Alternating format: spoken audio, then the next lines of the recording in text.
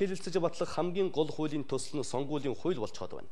Боловсронгүй болгож байгаа гэсэн нэртэй боловч одоогийн гишүүд дахин сонгогдох боломж бол хайж байгаа нь ойлгомжтой.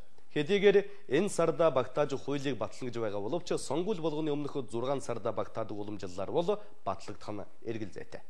Сонгуул болгоны өмнө сонгуулийн хуулиа өөрчлөлтөг уламжлал нэгэн твшил болжээ. Энэ удаа ч энэ жишг зөрчихдөхгүй. 48-28 тогтолцоотой сонгуулаа илүү боловсронгүй болгохоор халуун зунаар зүтгүүлж эхэллээ.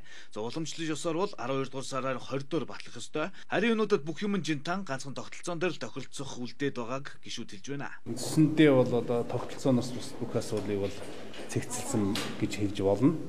Тэгээд сонгуулийн хуулийн тогтолцооны асуудлаар улсын хурлын намын ёсны бүлгүүд харилцан тохиролцох одоо зөвшөөрлөх асуудлаа бас хийж байгаа. За ямар ч гэсэн одоогийн байдлаар нэг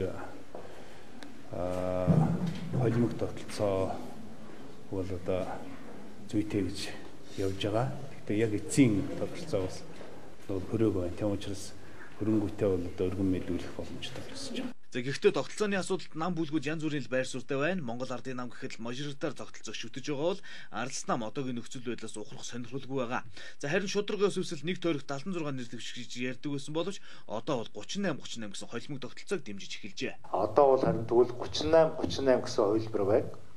38 нь мажоритар тойрог дээр 38 нь список. Гэхдээ тэр 38 жагсаалтанд орсон хүнийг бол намын биш хүний дуулна. Тэр жагсаалтанд байгаа хүмүүсийг хэн хаанаа эренбэлэгдэж их хурлын гишүүнээр сонгогдох уугүй юу гэдгийг сонгогч мэдэх ёстой гэдэг дээр бол бид нар зөвөө гэж үзэж байгаа. Ерөнхий ийм байр суурь байх нь зүйтэй юм байна. Тэгээд одоо бусад намын өвчлөлттэйгээ яриа хэлцлээ өргөжлүүлье гэж ингэж үзэж байгаа юм. Хэрвээ аль нэг тогтолцоогоо сонгосон бол тохиролцсон бүх асуудал өөрчлөгдөнө. За гэхдээ тогтолцооноос бусд нь шийдэгдсэн юм бол аль хэдийн тохиролцчихсан юм биш үү гэсэн харагдгийг дагуулж байна.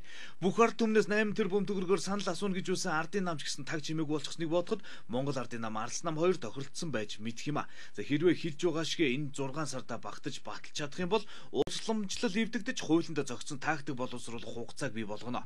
За гэхдээ дахиад 6 сар сунжруулах аяас эрхэм гишүүдэд бий. Эрх ашиг нэгдэж чадвал ихний хилцүүлгээр баталж чаддаг. Эсвэл хамгийн урт өдрөөс хамгийн урт шөнө хүртэл хүлээн илгэж бас чадна. Сонгуулийн хуулийн төсөл нь бэлэн харин эрх ашиг нь дутуу байна. 1992 онд баталсан